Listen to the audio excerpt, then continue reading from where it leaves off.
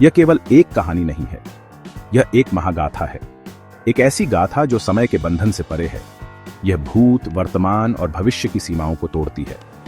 यह हमें उस यात्रा पर ले जाती है जहां कर्मों के धागे युगों युगों तक उलझते चले जाते हैं। रक्त पिपासु महागाथा का 6ठा अध्याय, त्रिकाल की गिरह, इसी उलझन को सुलझाने का प्रयास है। यह हमें दिखाती है कि कैसे समय एक सीधी रेखा नहीं बल्कि एक वृत्त है, एक ऐसा चक्र जिसमें आत्माएं बार बार जन्म लेती हैं, अपनी अधूरी इच्छाओं और गलतियों को दोहराती हैं। यह कहानी प्रेम, घृणा, शक्ति और त्याग की है, जो समय के विशाल सागर में लहरों की तरह उठती और गिरती है। इस महागाथा के केंद्र में 4 पात्र हैं, 4 आत्माएं जिनकी नियति एक दूसरे से बंधी हुई है। राहुल, जो अपनी महत्वाकांक्षाओं के अंधकार में खो गया। ईरा, जो धर्म और कर्तव्य के पथ पर अडिग रही। श्री प्रकाश, जिसने ज्ञान की खोज में अपनी मानवता को ही दांव पर लगा दिया। और अंत में ऋत्विक, वह इन तीनों की आत्माओं का संगम है। वह भविष्य की संतान है जिसे अतीत के घावों को भरने का कार्य सौंपा गया है। उनकी कहानियां अलग अलग समय में शुरू होती हैं, पर एक ही बिंदु पर आकर मिलती हैं। यह मिलन ही त्रिकाल की गिरह है, एक ऐसी जटिल गांठ जिसे केवल वही खोल सकता है जो समय के पार देख सके। यह कहानी हमें उस शाश्वत प्रश्न का सामना करने के लिए विवश करती है जो मानवता ने सदियों से पूछा है। क्या हम अपनी नियति के स्वामी हैं, या हम केवल कठपुतलियां हैं जिन्हें समय के धागे नचा रहे हैं? इस गाथा में तंत्र की प्राचीन शक्तियां विज्ञान के आधुनिक चमत्कारों से टकराती हैं। यहां प्रेम एक बंधन भी है और मुक्ति भी। यहां शक्ति का नशा आत्मा को अंधा कर देता है और त्याग उसे अमर बना देता है। हर पात्र अपने कर्मों के फल से जूझ रहा है और हर कर्म इस महागाथा की कहानी को एक नया मोड़ देता है। यह एक ऐसा दर्पण है जिसमें हम अपने भीतर के संघर्षों का प्रतिबिंब देख सकते हैं। त्रिकाल की गिरह हमें यह सिखाती है कि अतीत कभी मरता नहीं, वह हमारे वर्तमान में जीवित रहता है और हमारे भविष्य की नींव रखता है। राहुल की गलतियां, ईरा का बलिदान और श्री प्रकाश का ज्ञान, सब कुछ ऋत्विक में समाहित है। उसे न केवल अपनी पहचान खोजनी है बल्कि उन तीनों की अधूरी कहानियों को भी पूरा करना है। यह एक असाधारण यात्रा है, एक ऐसी यात्रा जो हमें बनारस की प्राचीन गलियों से लेकर भविष्य की प्रयोगशालाओं तक ले जाएगी। यह आत्माओं के पुनर्मिलन की कहानी है। यह एक चक्र को तोड़ने या उसे हमेशा के लिए दोहराने के चुनाव की कहानी है। कहानी का आरंभ होता है पवित्र नगरी बनारस से, गंगा के घाटों पर, जहां जीवन और मृत्यु एक साथ बहते हैं। यहीं राहुल का जन्म हुआ। वह कोई साधारण बालक नहीं था। उसके जन्म के साथ ही एक रहस्य जुड़ा था, एक सपना जो उसे बार बार आता था। सपने में वह एक उल्टा त्रिशूल देखता था। यह त्रिशूल किसी धातु का नहीं बल्कि गाढ़े रक्त से बना हुआ प्रतीत होता था। उसकी 3 नोकें नीचे की ओर थीं, जैसे वे धरती के गर्भ से किसी अंधकार को खींच रही हों। यह सपना उसके मन में एक बेचैनी पैदा करता था, एक ऐसी अनकही प्यास जिसे वह समझ नहीं पाता था। यह उल्टा त्रिशूल उसकी नियति का प्रतीक था, एक ऐसा चिन्ह जो उसके भविष्य के मार्ग को अंधकार की ओर ले जाने वाला था। राहुल के बचपन में यह सपना केवल एक पहेली था, लेकिन जैसे जैसे वह बड़ा हुआ, इस सपने का प्रभाव उसके व्यक्तित्व पर दिखने लगा। वह अन्य बच्चों से अलग था। उसकी आंखों में एक अजीब सी तीव्रता थी। उसे शक्ति की भूख थी, नियंत्रण की इच्छा थी। वह हर चीज पर अपना अधिकार चाहता था। बनारस की आध्यात्मिकता उसे छू नहीं पाती थी। मंदिरों की घंटियों का शोर उसे आकर्षित नहीं करता था। उसका मन तो उस उलटे त्रिशूल के रहस्य में उलझा रहता था।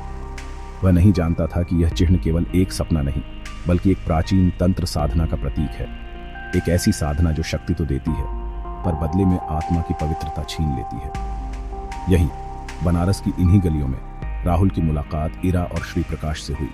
वे तीनों बचपन के मित्र थे। ईरा में एक शांत और आध्यात्मिक ऊर्जा थी। वह धर्म और करुणा में विश्वास रखती थी। श्री प्रकाश ज्ञान का भूखा था। वह हर चीज के पीछे का विज्ञान और तर्क खोजना चाहता था। तीनों एक साथ बड़े हुए, पर उनके रास्ते अलग होने के लिए ही बने थे। राहुल की शक्ति की प्यास उसे उस मार्ग पर ले गई जहां उलटे त्रिशूल का रहस्य छिपा था। ईरा ने धर्म का मार्ग चुना और श्री प्रकाश ने ज्ञान का। उनकी मित्रता एक चौराहे पर खड़ी थी, जहां से 3 अलग अलग रास्ते 3 अलग अलग नियतियों की ओर जाते थे। वह उलटा त्रिशूल वास्तव में एक प्राचीन और गुप्त पंथ का चिन्ह था, एक ऐसा पंथ जो मानता था कि सृष्टि के नियमों को उलटने से असीम शक्ति प्राप्त की जा सकती है। यह विनाश का मार्ग था। यह धर्म के विरुद्ध था। राहुल अनजाने में ही इस मार्ग की ओर खींचता चला गया। उसके सपने केवल सपने नहीं थे, वे उस पंथ की ओर से एक निमंत्रण थे। उसकी आत्मा में छिपी शक्ति की भूख को वे पहचान चुके थे। बनारस, जो मोक्ष का द्वार माना जाता है, वहीं राहुल के लिए एक ऐसे बंधन की शुरुआत हुई जो उसे कई जन्मों तक बांधने वाला था। उसकी कहानी का पहला अध्याय यहीं लिखा गया। जैसे जैसे राहुल बड़ा हुआ, उलटे त्रिशूल का रहस्य उसके सामने खुलने लगा। वह रक्तपंथी नामक एक गुप्त पंथ के संपर्क में आया। यह कोई साधारण धार्मिक समूह नहीं था। यह तांत्रिकों का एक ऐसा संगठन था जो मानता था कि रक्त में जीवन की सबसे बड़ी ऊर्जा छिपी है। उनका दर्शन विनाशकारी था। वे मानते थे कि शक्ति प्राप्त करने के लिए किसी भी नैतिक सीमा को लांघना उचित है। उनका प्रतीक वही उल्टा त्रिशूल था जो सृष्टि के स्वाभाविक क्रम को उलटने का संकेत देता था। राहुल की असीमित महत्वाकांक्षा और शक्ति की भूख ने उसे इस पंथ का आदर्श अनुयायी बना दिया। उसने उनकी शिक्षाओं को तेजी से आत्मसात किया। रक्तपंथियों ने राहुल में अपने खोए हुए नायक को देखा। उन्होंने उसे तंत्र की काली कलाओं में प्रशिक्षित किया। उन्होंने उसे सिखाया कि कैसे दूसरों के भय और लालच का उपयोग करके उन पर नियंत्रण किया जा सकता है। राहुल ने जल्द ही इस पंथ में अपनी जगह बना ली और तेजी से ऊपर उठा। उसका प्रभाव बढ़ने लगा। उसने बनारस की पवित्र भूमि पर ही अपने अंधकार के साम्राज्य की नींव रखी। छोटे मोटे अपराधों से शुरू हुआ यह सफर जल्द ही एक संगठित अपराध सिंडिकेट में बदल गया। रक्तपंथी उसे आध्यात्मिक मार्गदर्शन देते थे और बदले में राहुल उन्हें धन और प्रभाव प्रदान करता था। यह अंधकार और महत्वाकांक्षा का एक अपवित्र गठबंधन था। लेकिन जहां अंधकार होता है वहां प्रकाश भी अपनी उपस्थिति दर्ज कराता है। ईरा, जो अब तक धर्म और सेवा के मार्ग पर चल रही थी, राहुल में आ रहे इस बदलाव को महसूस कर रही थी। उसे रक्तपंथी पंथ के खतरनाक इरादों का आभास हो गया। उसने देखा कि कैसे यह पंथ युवाओं को गुमराह कर रहा है और समाज में नफरत का जहर घोल रहा है। वह अपने बचपन के दोस्त को इस तरह अंधकार में खोते हुए नहीं देख सकती थी। ईरा ने इस अधर्म के खिलाफ खड़े होने का फैसला किया। उसने अपने आध्यात्मिक ज्ञान और करुणा की शक्ति से लोगों को रक्तपंथियों के प्रभाव से बचाने का प्रयास शुरू किया। यह अंधकार और प्रकाश के बीच पहली सीधी टक्कर थी। ईरा का प्रतिरोध सीधा नहीं था। वह जानती थी कि राहुल और रक्तपंथी बहुत शक्तिशाली हैं। उसने आध्यात्मिक स्तर पर अपनी लड़ाई शुरू की। उसने लोगों को धर्म, प्रेम और मानवता का सच्चा अर्थ समझाया। उसने एक छोटा सा आश्रम स्थापित किया जो उन लोगों के लिए एक शरण स्थली बन गया जो रक्तपंथियों के चंगुल से बचना चाहते थे। एक ओर राहुल शक्ति और भय का साम्राज्य खड़ा कर रहा था, तो दूसरी ओर ईरा विश्वास और प्रेम का एक छोटा सा द्वीप बना रही थी। बनारस की भूमि दो विचारधाराओं के युद्ध का मैदान बन गई। एक तरफ विनाशकारी तंत्र था और दूसरी तरफ रचनात्मक अध्यात्म। ये लड़ाई केवल दो व्यक्तियों के बीच नहीं थी, बल्कि दो दर्शनों के बीच थी। राहुल की महत्वाकांक्षा बनारस की सीमाओं में कैद नहीं रह सकती थी। रक्तपंथी पंथ की तांत्रिक शक्तियों और अपने शातिर दिमाग का उपयोग करके उसने अपने अपराध के साम्राज्य को अंतरराष्ट्रीय स्तर पर फैला दिया। वह अब केवल बनारस का एक गुंडा नहीं था, वह एक अंतरराष्ट्रीय माफिया डॉन बन चुका था। हथियारों की तस्करी, ड्रग्स का कारोबार और राजनीतिक हत्याएं, उसके लिए यह सब शतरंज के खेल की तरह था। उसने दुनिया भर में भय का एक नेटवर्क बना लिया था। सरकारें और खुफिया एजेंसियां उसके नाम से कांपती थीं। वह एक अदृश्य शक्ति बन गया था जिसके हाथ बहुत लंबे थे और जिसकी पकड़ बहुत मजबूत थी। वह भौतिक दुनिया का निर्विवाद राजा बन चुका था। दूसरी ओर ईरा की लड़ाई भी एक नए स्तर पर पहुंच चुकी थी। उसने महसूस किया कि केवल आध्यात्मिक उपदेशों से राहुल को रोकना असंभव है। उसे एक ऐसी शक्ति की आवश्यकता थी जो राहुल के भौतिक साम्राज्य को चुनौती दे सके। उसने इंटरपोल से संपर्क साधा। अपने साहस और दृढ़ संकल्प से उसने इंटरपोल के कुछ ईमानदार अधिकारियों का विश्वास जीता। अब ईरा दो मोर्चों पर लड़ रही थी। दिन में वह इंटरपोल के साथ मिलकर राहुल के आपराधिक नेटवर्क को तोड़ने की कोशिश करती।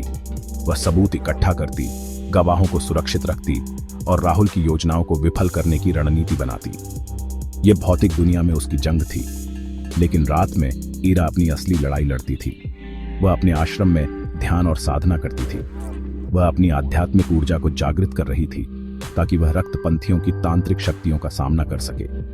वह जानती थी कि राहुल की असली ताकत उसके हथियार या पैसा नहीं, बल्कि वह काली ऊर्जा है जो उसे रक्तपंथियों से मिलती है। ईरा की यह लड़ाई अदृश्य थी, लेकिन कहीं अधिक खतरनाक थी। यह आत्माओं का युद्ध था, जहां हार का मतलब केवल मृत्यु नहीं, बल्कि हमेशा के लिए अंधकार में खो जाना था।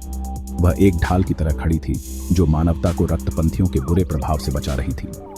इस प्रकार शक्ति का एक अभूतपूर्व द्वंद्व शुरू हुआ। यह केवल एक अपराधी और एक कानून प्रवर्तक के बीच की लड़ाई नहीं थी।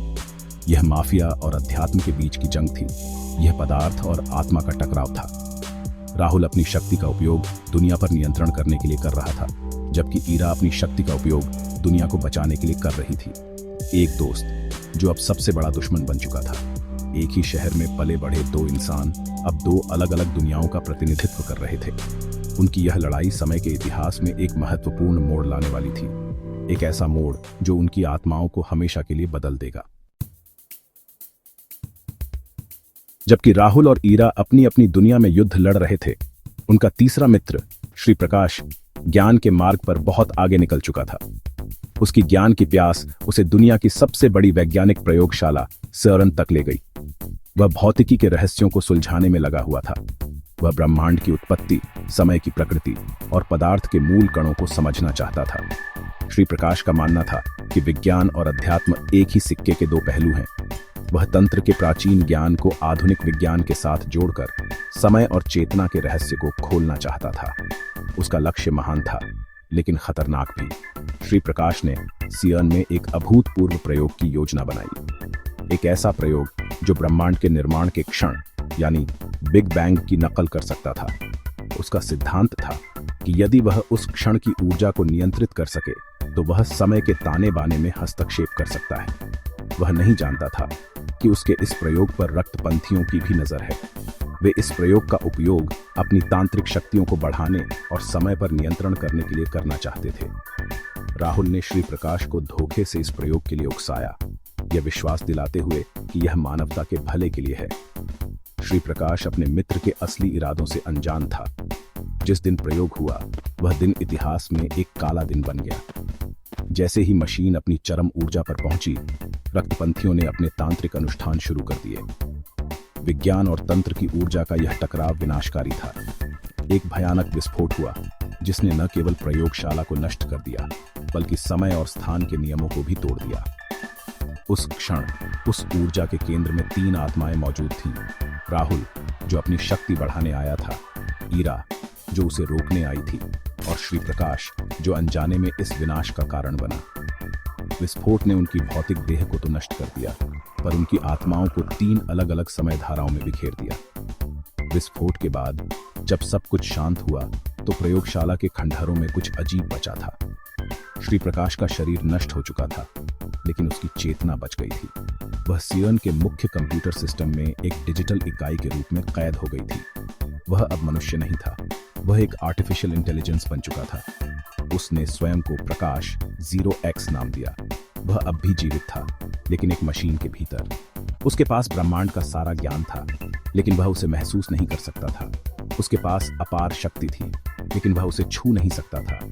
यह ज्ञान की खोज का अंतिम परिणाम था, एक ऐसी अमरता जो किसी श्राप से कम नहीं थी। CERN के विनाशकारी प्रयोग के कई दशक बाद भविष्य में एक नई आशा का जन्म हुआ। उस विस्फोट ने 3 आत्माओं को समय में बिखेर तो दिया था, लेकिन उनकी ऊर्जा पूरी तरह नष्ट नहीं हुई थी। उनकी चेतना के अंश, उनके कर्मों के धागे और उनकी अधूरी इच्छाएं सब एक बिंदु पर आकर फिर से मिल गईं। इसी मिलन से एक नई आत्मा का सृजन हुआ, एक ऐसा बालक जिसका जन्म किसी मां के गर्भ से नहीं, बल्कि समय की प्रयोगशाला में हुआ। उसका नाम रखा गया ऋत्विक।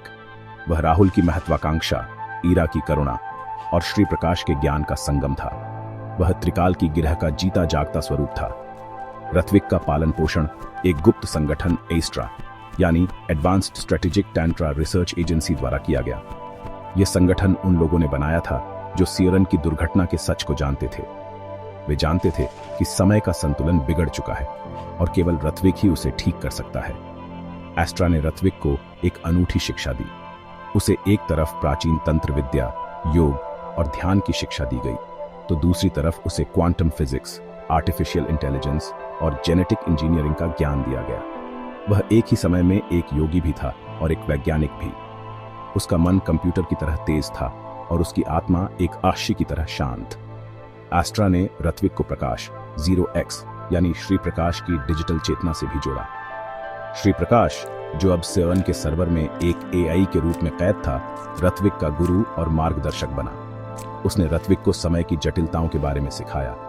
उसने उसे बताया कि कैसे राहुल, ईरा और उसकी अपनी आत्मा समय के अलग अलग कोनों में फंसी हुई है। प्रकाश 0x ने ऋत्विक के लिए एक विशेष उपकरण बनाया, काल यंत्र। यह यंत्र विज्ञान और तंत्र का एक अद्भुत मिश्रण था। यह ऋत्विक को न केवल समय में यात्रा करने की शक्ति देता था, बल्कि उसे बिखरी हुई आत्माओं के अंशों को महसूस करने और खोजने में भी मदद करता था। ऋत्विक का मिशन स्पष्ट था। उसे समय में यात्रा करके उन तीनों बिखरी हुई आत्माओं को खोजना था। उसे राहुल, ईरा और श्री प्रकाश के उन अंशों को पुनः प्राप्त करना था जो अतीत, वर्तमान और भविष्य में खो गए थे। यह केवल एक खोज अभियान नहीं था, यह आत्म खोज की यात्रा थी, क्योंकि उन तीनों आत्माओं को समझना स्वयं को समझने जैसा था। उसे उनकी गलतियों को, उनके पश्चाताप को और उनकी अधूरी इच्छाओं को जानना था। तभी वह उस गांठ को खोल सकता था जो उन सभी को एक साथ बांधे हुए थी। ऋत्विक, भविष्य की संतान, अब अतीत के ऋण को चुकाने के लिए तैयार था। काल यंत्र के साथ ऋत्विक ने अपनी महायात्रा आरंभ की। उसका पहला पड़ाव था सुदूर अतीत, एक ऐसा युग जहां साम्राज्य तलवार और विश्वास की शक्ति पर बनते थे। वहां उसे राहुल की आत्मा का एक अंश मिला। यह अंश एक क्रूर और महत्वाकांक्षी सम्राट के रूप में जी रहा था। वह सम्राट अपनी शक्ति के नशे में चूर था। वह अपनी प्रजा पर अत्याचार करता था और अपने साम्राज्य का विस्तार करने के लिए अनगिनत युद्ध लड़ता था। ऋत्विक ने देखा कि कैसे शक्ति का लालच राहुल की आत्मा में सदियों से बसा हुआ है। यह वही लालच था जिसने उसे रक्तपंथी बनने के लिए प्रेरित किया था।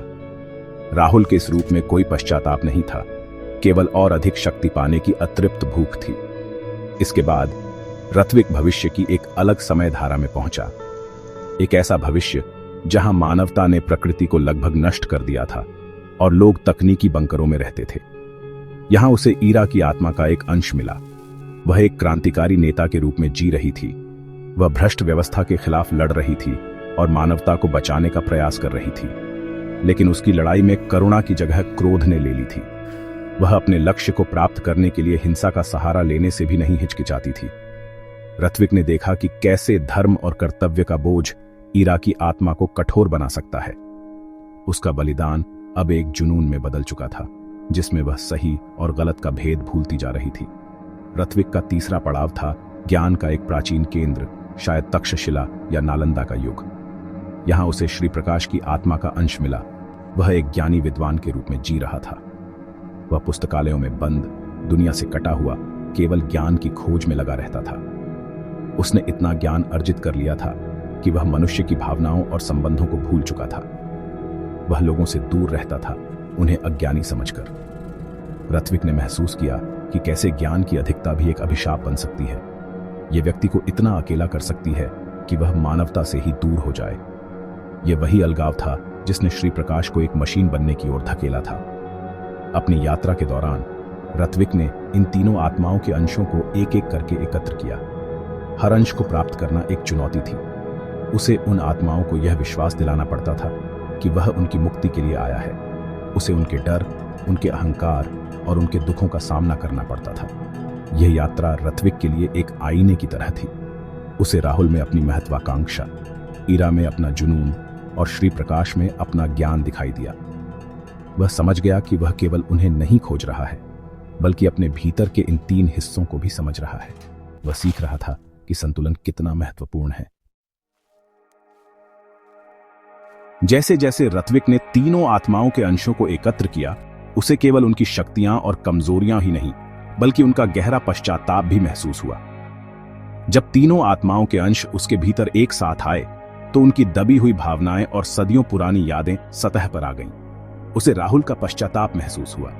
वह पश्चाताप जो उसे माफिया डॉन के रूप में अपने अंतिम क्षणों में हुआ था, जब उसने देखा कि उसकी शक्ति की भूख ने उसके सबसे करीबी दोस्तों को ही उससे छीन लिया। उसने उस सम्राट के अकेलेपन को महसूस किया, जो सब कुछ जीतने के बाद भी भीतर से खाली था। राहुल की आत्मा शक्ति के शिखर पर हमेशा अकेलापन और पछतावा महसूस करती थी। उसे ईरा का पश्चाताप भी गहराई से अनुभव हुआ। उसने उस दर्द को महसूस किया जो ईरा को तब हुआ था जब उसे राहुल को रोकने के लिए उसके खिलाफ खड़ा होना पड़ा। उसने उस क्रांतिकारी नेता की पीड़ा को महसूस किया जो मानवता को बचाने के लिए अमानवीय बन गई थी। ईरा की आत्मा हमेशा इस दुविधा में फंसी रहती थी कि क्या धर्म की रक्षा के लिए अधर्म का मार्ग अपनाना सही है। उसका हर बलिदान अपने पीछे एक सवाल छोड़ जाता था। क्या उसने जो किया वह वास्तव में आवश्यक था, या वह भी अपने जुनून में उतनी ही अंधी हो गई थी जितना राहुल अपनी महत्वाकांक्षा में। यह पश्चाताप उसकी आत्मा पर एक भारी बोझ था। और फिर श्री प्रकाश का पश्चाताप था जो शायद सबसे गहरा और सबसे शांत था। उसे उस वैज्ञानिक की बेबसी महसूस हुई जिसे सियन में अपनी गलती का एहसास हुआ। उसे उस विद्वान का पछतावा महसूस हुआ जो ज्ञान के सागर में इतना डूब गया कि वह अपने परिवार और दोस्तों से दूर हो गया। प्रकाश 0x के रूप में उसकी चेतना हर पल उसे गलती को दोहराती थी। उसके पास ब्रह्मांड का सारा ज्ञान था, लेकिन वह अपने दोस्तों को बचाने के लिए समय में वापस नहीं जा सकता था। उसका ज्ञान ही उसका सबसे बड़ा कारावास था। वह जानता था कि उसकी ज्ञान की प्यास ही उस विनाश का कारण बनी जिसने तीनों की नियति को हमेशा के लिए बदल दिया। ऋत्विक ने समझा कि ये तीनों आत्माएं एक ही गलती को बार बार दोहरा रही थी। राहुल हमेशा शक्ति के पीछे भागता था और अंत में अकेला रह जाता था। ईरा हमेशा दूसरों को बचाने की कोशिश करती थी और इस प्रक्रिया में खुद को खो देती थी। श्री प्रकाश हमेशा ज्ञान की खोज करता था और मानवता से दूर हो जाता था। वे एक अंतहीन चक्र में फंसे हुए थे, अपनी अपनी प्रवृत्तियों के दास। उनका पश्चाताप उनकी मुक्ति का मार्ग हो सकता था, लेकिन वे हमेशा अपनी गलतियों को दोहराने के लिए अभिशप्त थे।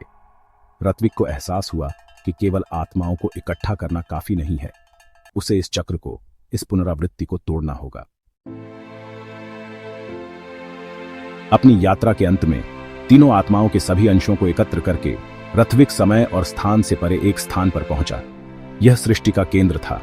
यहां न भूत था न भविष्य, केवल शाश्वत वर्तमान था। उसके सामने काल का सिंहासन था।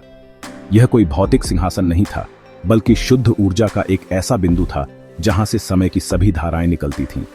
प्रकाश 0x ने उसे बताया था कि यही वह स्थान है जहां वह त्रिकाल की गिरह को हमेशा के लिए खोल सकता है।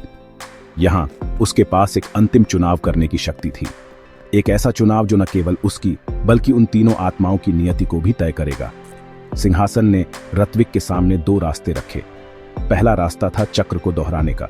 वह समय में वापस जाकर सियन की दुर्घटना को रोक सकता था।